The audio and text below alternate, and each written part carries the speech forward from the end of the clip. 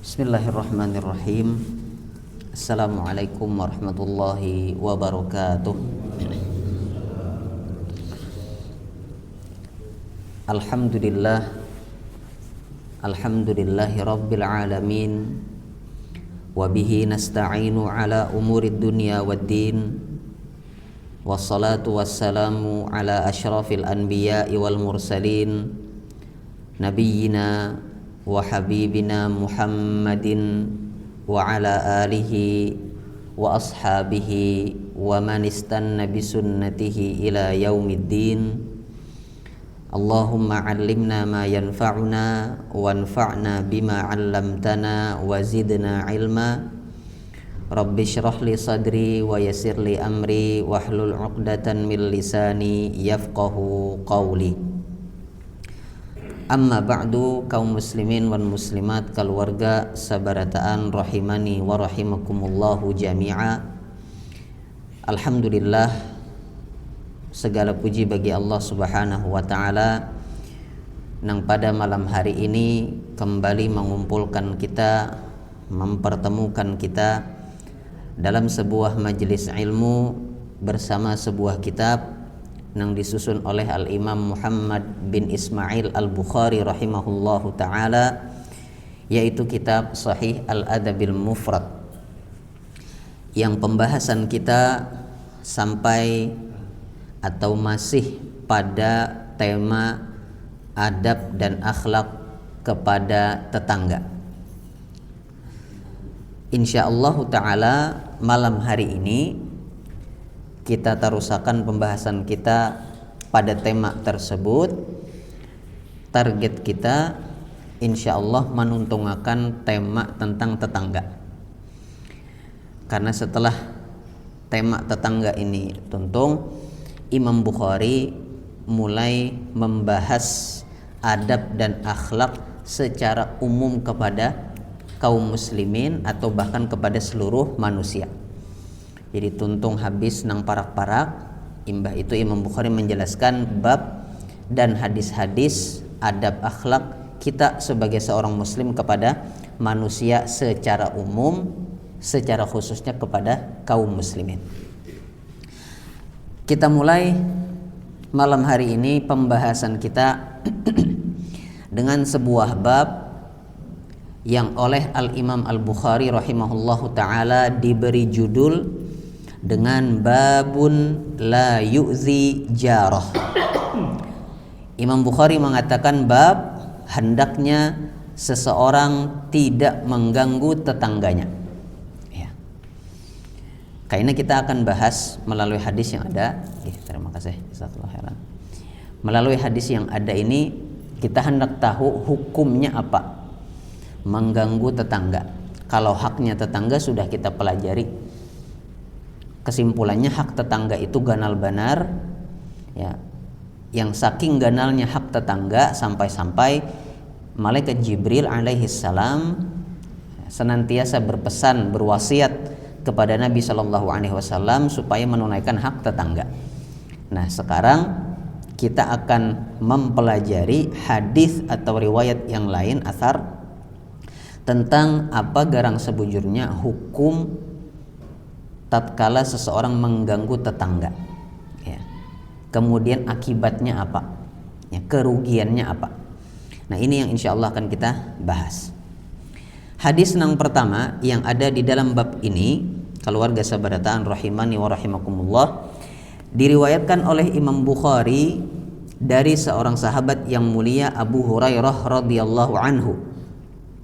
Abu Hurairah mengatakan, qila lin Nabi sallallahu alaihi wasallam, ya Rasulullah, inna fulanata taqumul lail wa tasumun nahar wa taf'alu wa tasaddaqu wa tu'dhi jiranaha bilisaniha.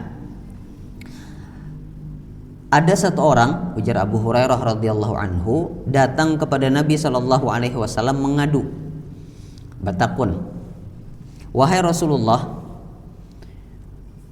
bahwasanya atau sesungguhnya ada seorang perempuan taqumul lail. Perempuan ini ya, bibinian ini qiyamul lail, salat malam. Ya, artinya amun qiyamul lail aja digawi apalagi nang 5 waktu. Wa tasumun nahar, siangnya berpuasa, puasa sunnah. Berarti Ramadannya ya sudah pasti juga. Wa taf'alu wa tasaddaq, menggawi macam-macam amal soleh, amal ibadah ya, dan bersedekah ya. Akan tetapi wa tu'zi jiranaha bilisaniha, tetapi perempuan yang sama ini ketujuh mengganggu tetangganya dengan ucapan lisannya ya. Jadi sahabat yang datang kepada Rasul sallallahu alaihi wasallam hendak bertakun lamun kaya ini ya, mana nang manang badatan mana amal ibadahnya kah ya, atau jangan-jangan amal ibadahnya kalah dapatnya dosa mengganggu tetangga ya. Amun kita lihat sekilas harusnya manangan amal ibadahnya nih, karena ini yang disambat oleh sahabat ini sudah masuk amal ibadah nang sunnah, nang artinya wajibnya kada usah dibahas lagi, sudah pasti aman sudah. Nah, maka apa jawaban dari Rasulullah sallallahu alaihi wasallam? La khaira fiha hiya min ahlin nar.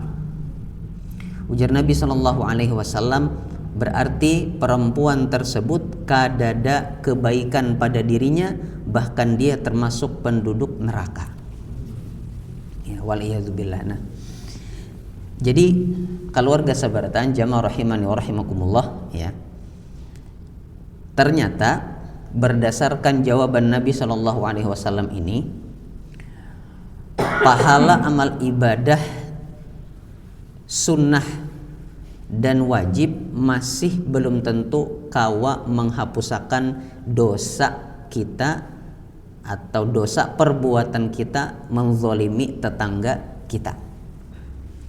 Jadi artinya dosa mengganggu tetangga itu kada kawa dihapuskan oleh dosa amal soleh kita, pahala amal soleh kita nang lainnya ya. Padahal amal solehnya banyak, amal ibadahnya banyak ya. Katakanlah diterima beratan oleh Allah Subhanahu wa taala sekalinya, itu kada kawa serta merta menghapus besarnya dosa seseorang yang mengganggu tetangganya.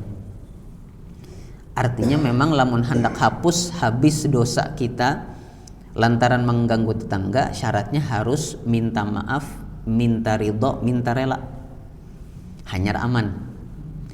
Bila kada sawat itu kita gawi, kada sawat kita minta maaf, meninggal dunia dalam kondisi membawa dosa mengganggu tetangga, maka ya khawatir sesuai yang disabdakan oleh Nabi sallallahu alaihi wasallam, hiya min ahlin nar, lamun kaya itu termasuk penduduk neraka.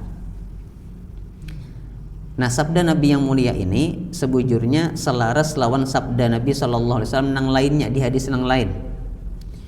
Pada suatu ketika Nabi sallallahu alaihi wasallam bertakun kepada para sahabat, atadruna manil muflis? Wahai para sahabatku, tahukah kalian siapa orang nang bangkrut? Ya. Para sahabat menjawab sesuai pemahamannya mereka. Ujar para sahabat, al-muflisu fina man la dirhama lahu wala mata'. Wahai Rasulullah, nang kami tahu, sebatas pengetahuan kami, orang bangkrut itu orang nang kada beisi lagi harta benda, habis sudah ya. Jangankan duit nang ganal, nang halus saja kada ada lagi nya beisi, benda apapun kada ada lagi nang berharga nang beisi, habisan sudah. Itu bangkrut menurut kami wahai Rasulullah ya. Maka ujar Nabi sallallahu alaihi wasallam ya, para sahabat tadi memahami bangkrut versi dunia, bujur sebutnya pemahaman versi dunia bangkrut kayak itu bujur ya. Tapi yang hendak Nabi sampaikan adalah bangkrut versi kayaknya di akhirat ya. Maka Nabi SAW menjelaskan, innal muflisa min ummati ya'ti yaumal qiyamati bi salatin wa siyamin wa zakatin wa ya'ti wa qad syatama hadha wa qadhafa hadha wa akala mala hadha wa safaka dama hadha wa daraba hadha. Ujar Nabi Shallallahu Alaihi Wasallam, sesungguhnya orang bangkrut dari kalangan umatku adalah yang pada saat hari kiamat inya datang membawa pahala sholat, wajibnya, sunnahnya dibawanya, artinya diterima oleh Allah Subhanahu Wa Taala, membawa pahala puasa, membawa pahala zakat, akan tetapi di saat nang sama sambil membawa dosa telah mencela, mengejek, menghina si anu, telah menuduh si anu, memakan hartanya si anu, lawan menumpahkan darahnya si anu. Pokoknya masih ada hak manusia yang seharusnya dilakukan perbuatan baik kepadanya tapi malah kada ditunaikan, malah diganggu tadi, baik gangguan berupa lisan, ya, mengejek, merendahkan, mencemarkan nama baik, ya, menuduh, ya, terutama menuduh seseorang yang sebetulnya secara zahir, secara tampak kada mungkin ia berzina, tapi dituduh berzina. Nah ini dosa besar juga, ya. Dan dosanya tadi ya tabawa sampai hari kiamat. Begitu pula dosa-dosa lain nang kaitannya lawan makhluk, nang kaitannya antara perbuatan kita lawan makhluk. Ya. Maka apa nang terjadi? Ujar Nabi Shallallahu Alaihi Wasallam, maka lamun sudah kayak ini, pahala yang sing banyakan tadi, pahala sembahyangnya, puasanya, zakatnya, itu oleh Allah Subhanahu Wa Taala diambil dan diberikan kepada si korban. Jadi nang dizolimi tadi, nang disambati, ya, nang dipukul, ya, nang dicemarkan nama baiknya, itu karena mendapatkan pahala nang tuhuk kita gawe pada saat di dunia. Jadi kita nang menggawi, orang nang dapat. Ya, Allah Subhanahu Wa Taala ambil pahalanya, lalu Allah serahkan kepada korban. Habis pahala tuh sudah, tapi dosanya masih ada. Kayak apa kita menebusnya? Maka dibalik dosa korban nang sudah tadi dicemarkan nama baiknya, nang disambati, nang dizolimi, itu nang diambil kemudian diserahkan kepada pelaku kezaliman.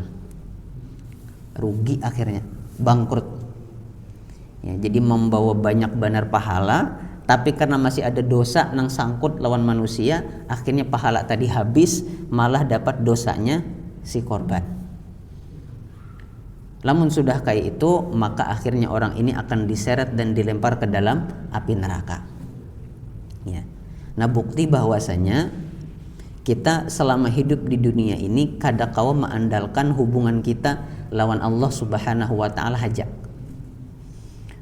Tapi sebagaimana kita menjaga hubungan kita lawan Allah Ta'ala melalui sholat, melalui puasa, melalui zakat, amal ibadah nang lainnya, kita harus menjaga hubungan baik kita lawan manusia juga. Ya, karena tadi ya, kadakawa amal ibadah nang kita gawe ini pahalanya menutupi dosa mengganggu manusia. Ya, jadi ini masing-masing sudah. Ya, dan Allah Subhanahu Wa Ta'ala, katakanlah kita misalnya ada berdosa, ya, ada satu amal ibadah nang kada kita gawi misalnya, Allah Subhanahu Wa Ta'ala Maha Pengampun, ya, Maha Penyayang, Maha Pemurah, bisa aja Allah ampuni di hari kiamat. Tapi bila kaitannya lawan manusia, ya, umpamanya manusia kada rela kita ganggu, kada ridho inya kita ganggu, nah ini nang kada kawa dihapus. Ya, dan di hari kiamat itu kadada istilahnya manusia aku maafakan haja, kadada. Karena apa? Karena masing-masingnya manusia di hari itu tuh parlu lawan pahala. Jadi masing-masingnya pamalar sudah. Ya. Bahkan saking dahsyatnya hari kiamat, saking perlunya orang terhadap pahala di hari kiamat, Allah Subhanahu Wa Ta'ala sampai firmankan dalam Al-Quran, yauma yafirrul mar'u min akhihi. Saking dahsyatnya hari kiamat, masing-masing mau urusi urusannya saurang-saurang, sampai-sampai ding sanak pun bukah dari ding sanaknya nang lain, kada hendak membantui. Ya, masing-masing. Wa ummihi wa abi, bahkan dari kuitannya pun lari. Kuitan nang pas di dunia kita bantui benar, nang sidin kenapa-napa kita sedih, di hari kiamat kaina kada kawa lagi saling membantu masing-masingnya. Soalnya nasib ya ditentukan dari proses hisab hari kiamat. Jadi masing-masingnya tuh Pang sudah ya, menjagai pahala itu jangan sampai diambil orang. Ya, wa sahibatihi wa bani. Kemudian orang-orang pun akan lari dari istrinya dan juga dari anaknya. Jadi purun benar meninggalkan anak umpamanya ya di hari kiamat tuh. Karena tadi saking perlunya manusia terhadap pahala supaya masuk surga. Jadi kondisinya luar biasa, sawat maulah manusia itu purun meninggalkan keluarganya demi keselamatan dirinya seorang. Ya, maka oleh karena itu keluarga sabarataan jamaah rahimani wa rahimakumullah ya. Tadi sebagaimana kita menjaga hubungan baik kita lawan Allah Subhanahu wa taala melalui amal ibadah, maka kita pun harus menjaga hubungan baik kita lawan manusia, terutama tetangga kita melalui adab dan akhlak ya. Itu yang bisa kita lakukan supaya terhindar dari ancaman api neraka. Kemudian kita teruskan hadisnya. Qalu wa fulanatu tusallil maktubah wa tasaddaqu bi aswar wa la tu'zi ahada. Wahai Rasulullah, kalau orang yang pertama tadi ya banyak amal ibadahnya, banyak amal solehnya tapi mengganggu tetangga. Ini ada orang amal solehnya kada terlalu banyak, modal amal solehnya itu warak solat nang wajib di waktu itu aja ya. Kemudian sedekah ada juga cuma sedikit benar ya. Tasoddaq bi aswar. Aswar itu semacam susu kambing nang difermentasi ya. Itu barang nang sebujurnya orang kar tapi ada nang hendaknya kayak itu nama ambil barang nang remeh lah. Nah, jadi orang yang kedua ini sholatnya modal sholat wajib aja, sedekahnya pun sedikit benar ya, artinya hartanya kada banyak sehingga sedekahnya kada banyak, tapi la tu'zi ahada, tapi kada biasa mengganggu orang. Maka kata Nabi SAW, hiya min ahlil jannah. Oh lamun kaya itu dia termasuk penduduk surga ya. Nah jadi ya, di sini jelas bahwasanya hubungan kita lawan manusia terutama lawan tetangga harus kita jaga ya. Lamun kada kawa kita berbuat baik, paling kada kita tahan gangguan kita supaya kada kana tetangga kita ya. Nah ini hadis nang pertama dari bab la yu'zi jarahu ya. Kemudian kaum muslimin dan muslimat keluarga sabarataan jamaah rahimani wa rahimakumullah ya. Kita terus akan membaca hadis yang kedua, masih pada bab nang sama. Hadis nang kedua masih diriwayatkan oleh sahabat yang mulia Abu Hurairah radhiyallahu anhu, bahwasanya Rasulullah sallallahu alaihi wasallam bersabda, la yadkhulul jannata man la ya'manu jaruhu bawa'iqah. Ujar Nabi sallallahu alaihi wasallam, tidak masuk surga seseorang yang tetangganya itu merasa kada aman dari gangguannya ya. Jadi belum mengganggu, tapi karena tetangga ini tahu bahwa si anu nih orangnya bisa mengganggu, meskipun belum mengganggu tapi tetangga sudah takutanan. Nah ini pun harus kita hati-hati ya. Jadi harus dari sampai perasaan tetangga pun harus kita jaga, jangan sampai ada perasaan kada aman ya tetangga kita terhadap kita ya. Karena tadi bisa jadi dari situlah ya segala macam keburukan dimulai. Ya, bahkan di sini Nabi SAW ancam seseorang yang kadakawa menjamin keamanan bagi tetangganya, diancam oleh Nabi SAW tidak masuk surga. Ya, tidak masuk surga dalam arti kadakawa masuk surga ya di awal-awal, artinya singgah dahulu ke neraka, habis dosanya di situ hanyar ke surga. Ya, kada selawasan di neraka kada. Ya tapi siapa yang hendak singgah ke neraka kan? Ya, pasti kada yang hendaknya. Baik, jadi ini salah satu yang harus kita perhatikan juga, bahwasanya kita sebagai seorang muslim lawan tetangga harus kau menjaga perasaannya, kau menjaga keamanannya, dan kau menjaga sikap kita supaya kada mengganggu tetangga kita, ya. Wallahu a'lamu bissawab. Habis kita dari bab la yu'zi jarah. Kita masuk pada bab nang selanjutnya. Imam Bukhari memberinya judul dengan babun la tahqiranna jaratun li jaratiha walau firsina syatin. Bab janganlah seseorang meremehkan pemberian untuk tetangganya meskipun pemberian itu setara dengan kuku kambing. Ya, kuku kambing di tradisi Arab zaman dahulu itu kada kau dipakai gasan apa-apa. Kada tahu kalau zaman wahini terutama di kita umpamanya siapa tahu kalau dimanfaatkan, ya. Tapi pada zaman itu tuh kukunya kambing atau kukunya sapi itu orang kada pakai. Kalaupun ada hendak memakai kada tapi banyak manfaatnya. Nah, tapi ujar Nabi SAW karena di hadis yang kita baca, jangan diremehkan kalau ada orang yang memberi tetangganya meskipun ukurannya sehalus itu. Ya, meskipun kada terlalu berharga, tapi bilanya niatnya itu gasan menjaga hubungan baik lawan tetangga, bisa jadi pahalanya ganal dan menyelamatkan inya di akhirat kaina. Ya, jadi bukan soal halus ganalnya pemberian kita. Ya, tapi niat kita berbuat baik ini apa? Hadis yang pertama dari bab ini diriwayatkan dari neneknya Amr ibnu Mu'adz, ya, bahwasanya Rasulullah Sallallahu Alaihi Wasallam pernah bersabda, ya, kepada kaum mukminat, ya, kepada kaum muslimat. Rasul sallallahu alaihi wasallam mengatakan, ya nisa al-mu'minat la tahqiranna imra'atun minkunna li jaratiha walau qura'a syatin muharraq. Ujar Nabi sallallahu alaihi wasallam, wahai wanita-wanita yang beriman, janganlah kalian sekali-kali meremehkan sebuah pemberian untuk tetangganya meskipun pemberian itu berupa ujung batis kambing yang dibakar, ya. Yang intinya mun pemberian itu tadi gasan orang nang mampu secara ekonomi, gasan orang nang katakanlah berduit nang sugih, bisa kada terpakai pemberian itu sebujurnya, ya.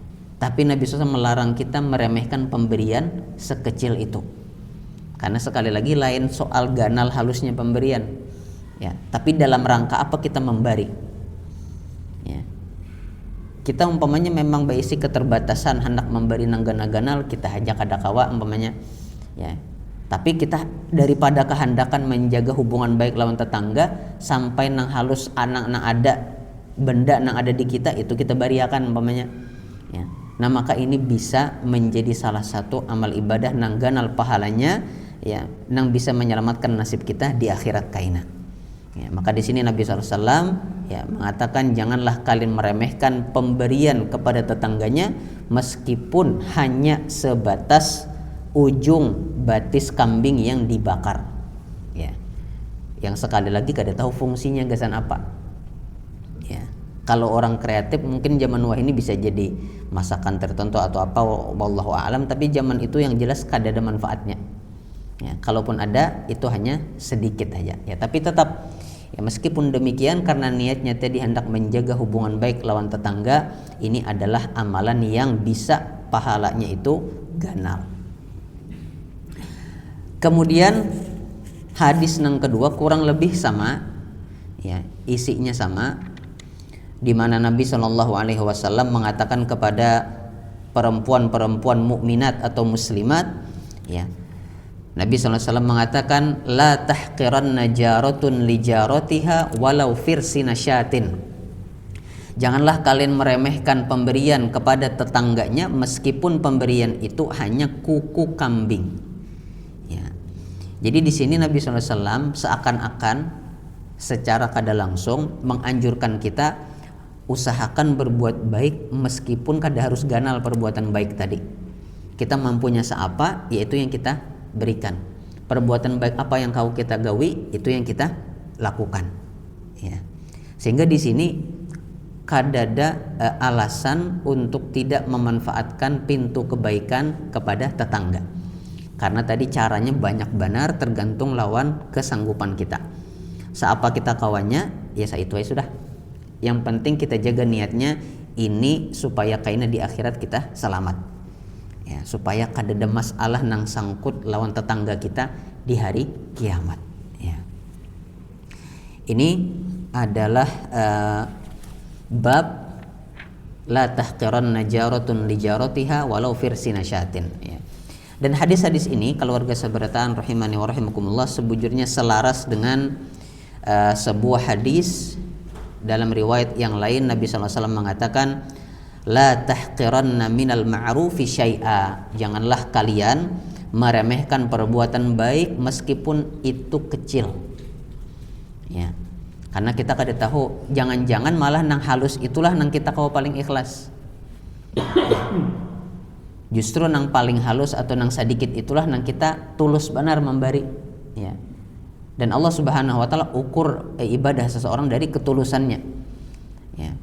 Kan bisa jadi pada saat kita memberi seadanya semampunya nang kita kawa, ya, kita akhirnya jadi ikhlas dan mengharapkan balasnya hanya dari Allah aja.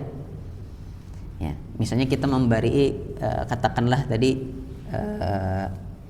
kukunya kambing umpamanya.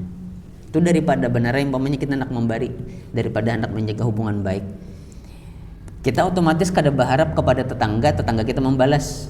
Kenapa? Pemberiannya sedikit. Akhirnya yang kita harapkan membalas siapa? Allah Subhanahu wa taala, ikhlas akhirnya. Ya. Nah, maka disitulah kadang seseorang itu bisa menumbuhkan ikhlasnya. Dari nang halus-halus itulah hanya belajar keikhlasan. Ya. Sama kayak hadis lain Nabi SAW mengatakan wa adnaha imatatul adza 'anit thariq. Iman yang paling rendah, ya, itu dibuktikan dengan cara apa? Menyingkirkan gangguan atau bahaya dari jalan yang dilewati oleh kaum muslimin. Ya. Umpamanya ada paku halus. Ya. Kemudian kita singkirkan. Pada saat menyingkirkan paku yang halus dari jalanan itu, ya, sangat besar kemungkinan kita kada mengharap manusia membalas. Karena siapa aja kau menggawi. Ya. Nah, tapi disitulah kesempatan kita mengharapkan balas dari Allah Subhanahu wa taala. Ya, jadi semakin halus perbuatan baik itu malah terkadang semakin mudah kita ikhlasnya ketimbang perbuatannya itu ganal. Ya, ganal biasanya ada sedikit muncul dalam hati kita berharap dibalas oleh manusia, ada timbal baliknya. Ya, ujiannya di situ biasanya. Iblis, setan kayaknya memainkan niat kita di situ. Aikam keluar modal banyak, maulah kada dibalas olehnya. Nah, misalnya, akhirnya tangali sedikit. Ya.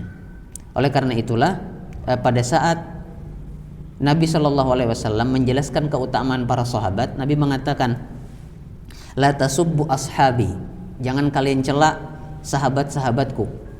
Falau anna ahadakum anfaqa mithla uhudin dhahaba ma balagha mudda ahadihim wala nasifah.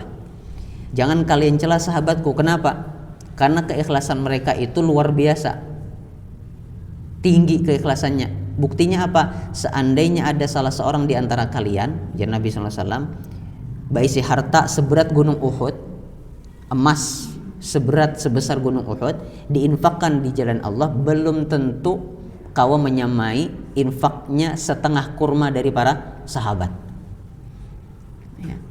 Karena itu tadi halus itu nang tulus benar biasanya. Jadi pintu kita gasan berbuat baik kepada tetangga terbuka lebar. Ya, kita kau manfaatkan apa aja kondisi kita, insya Allah masih kau kita manfaatkan. Ya, wallahu a'lam. Kemudian yang selanjutnya, kaum muslimin wal muslimat jamaah rahimani wa rahimakumullah. Bab yang diberi judul oleh Al-Imam Al-Bukhari dengan Syikayatul Jar, yaitu bab tatkala tetangga mengeluh. Ya. Kalau yang tadi hendaknya kita tidak mengganggu tetangga, ya. Nah ini seakan-akan lanjutannya ketika ada tetangga yang sudah diganggu, gangguannya terlalu banyak, terlalu berat hingga akhirnya mengeluh, kada tahan lagi. Ya. Nah apa akibatnya? Ya. Ada 2 hadis yang kita baca insya Allah di bawah bab ini. Hadis yang pertama diriwayatkan oleh Abu Hurairah radhiyallahu anhu. Beliau menuturkan, qala rajulun, seseorang pernah berkata kepada Rasulullah, ya Rasulullah, inna li jaran yu'zini. Wahai Rasulullah, ulun baisi tetangga, cuman tetangga ulun ni orang mengganggu ulun aja.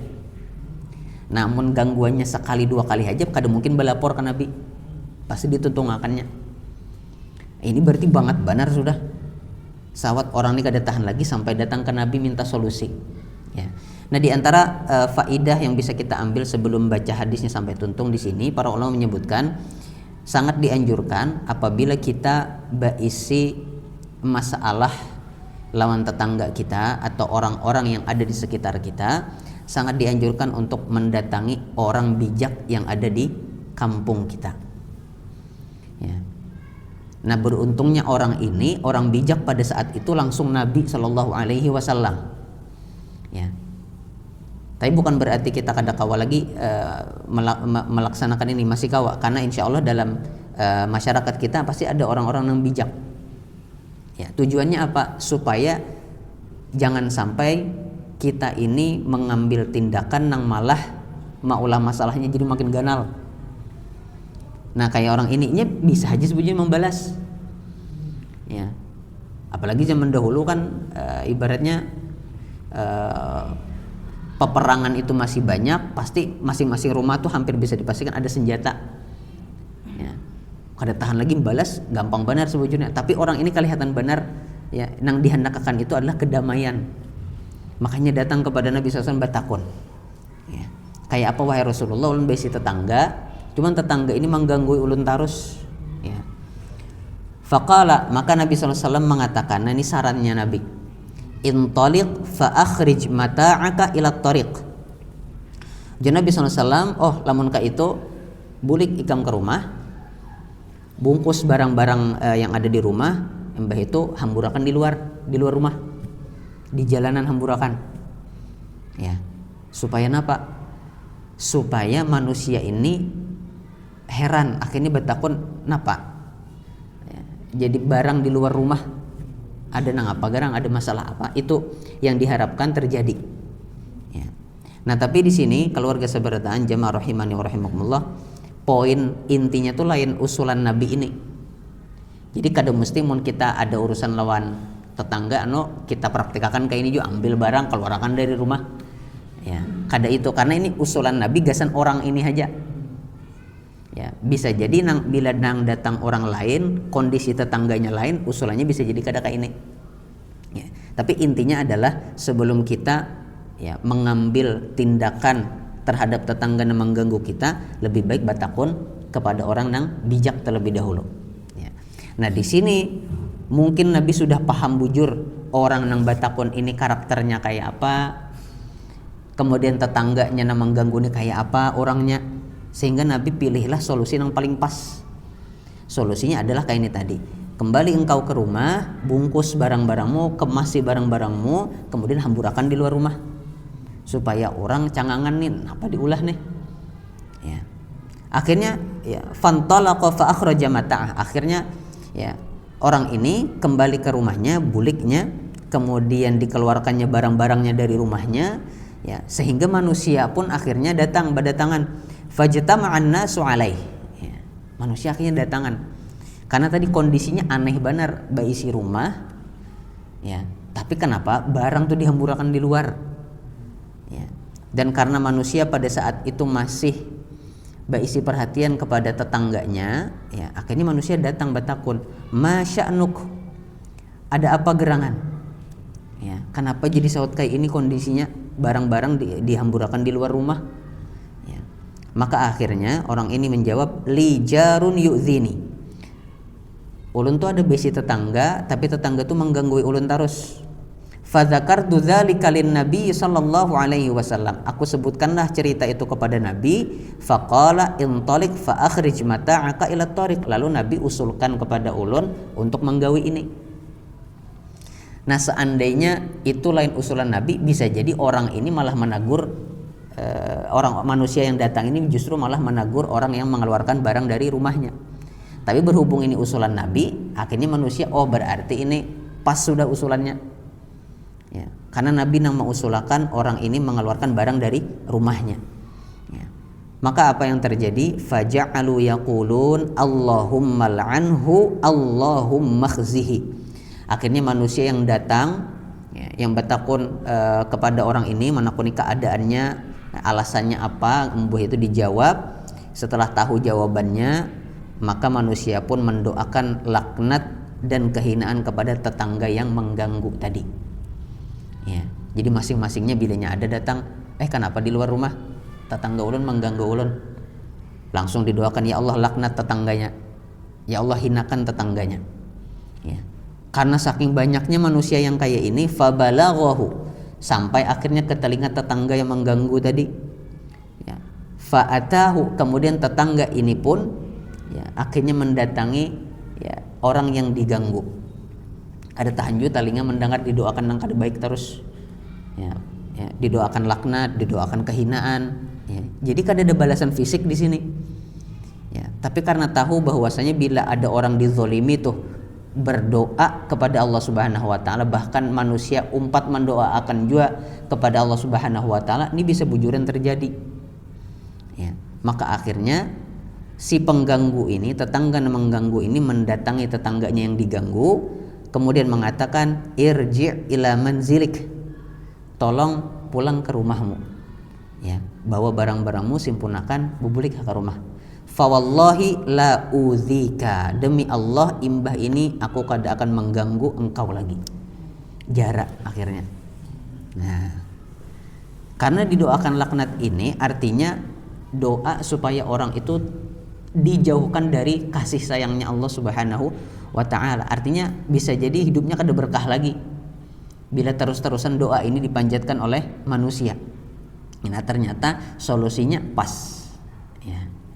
Jadi solusinya kada mesti kayak ini, cuman karena tadi tetangga yang mengganggu ya karakternya sudah diketahui oleh Nabi, maka inilah solusinya, ya. Nah, di sini poin yang hendak kita ambil adalah bahwasanya bila tetangga itu sudah kada tahan lagi terhadap gangguan, ya, gangguan kita umpamanya, ya, maka posisi tetangga ini sudah sama setara dengan orang yang terzolimi.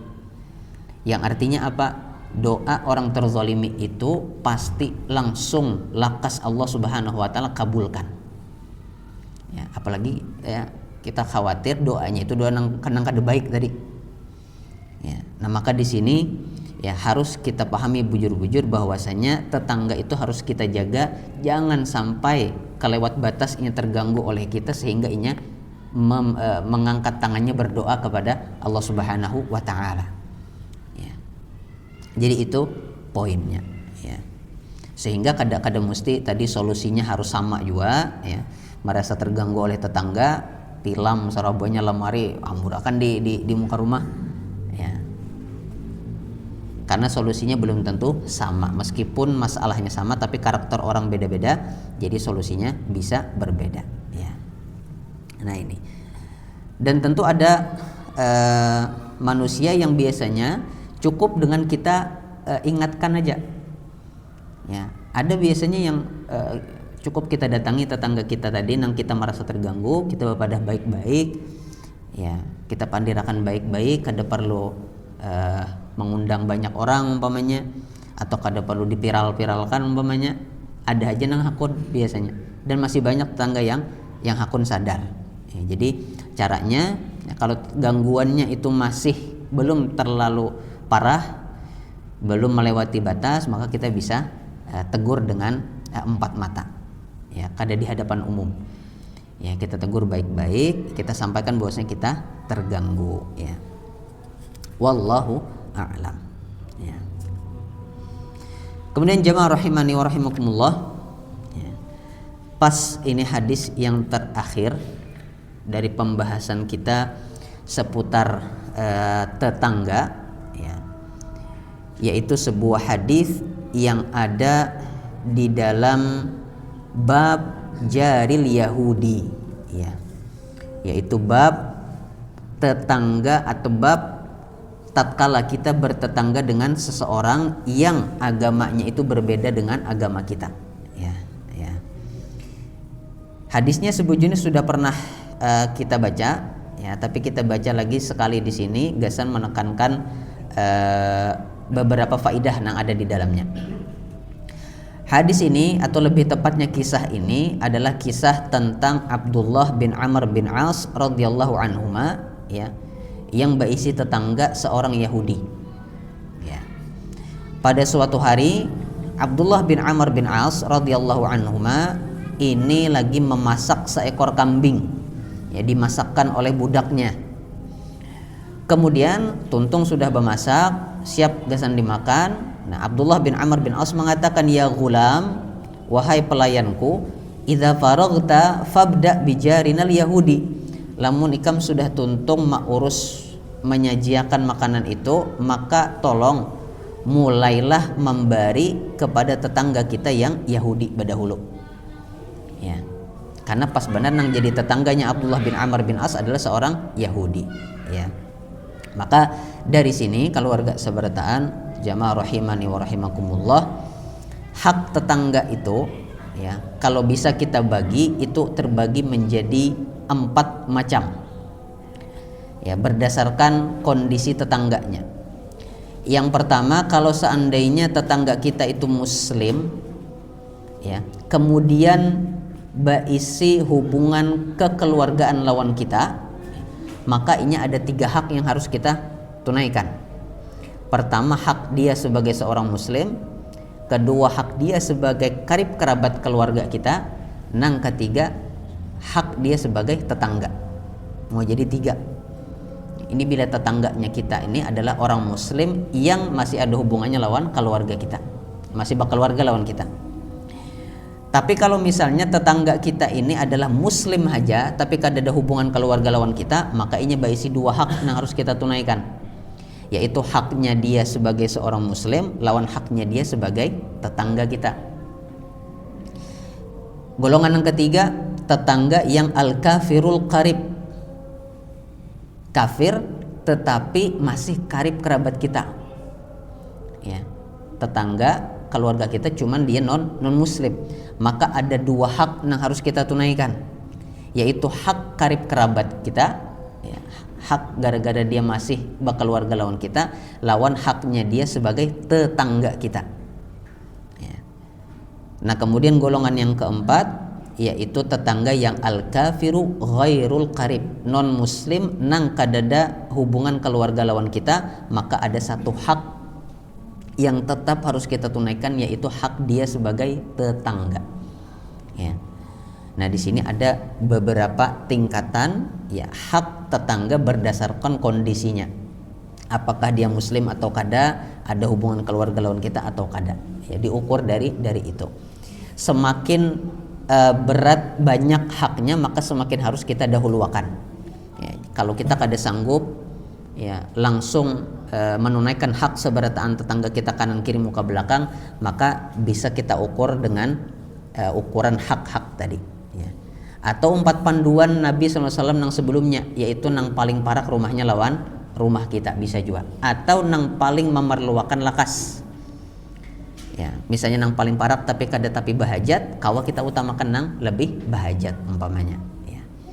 Nah, ini keluarga sabarataan jamaah rahimani wa rahimakumullah, pembahasan kita seputar adab dan akhlak kepada tetangga, bahkan tetangga yang non muslim. Mudah-mudahan dengan ini Allah Subhanahu wa taala memberikan taufik kepada kita sehingga kita bisa berbuat baik, menunaikan hak tetangga kita sabarataan. Ini yang bisa kita bahas pada kesempatan malam hari ini. Wallahu a'lamu bishawab. Yang kurang yang salah ulun mohon maaf sebesar-besarnya. Wa sallallahumma ala nabiyyina Muhammadin wa ala alihi wa sahbihi wa sallim.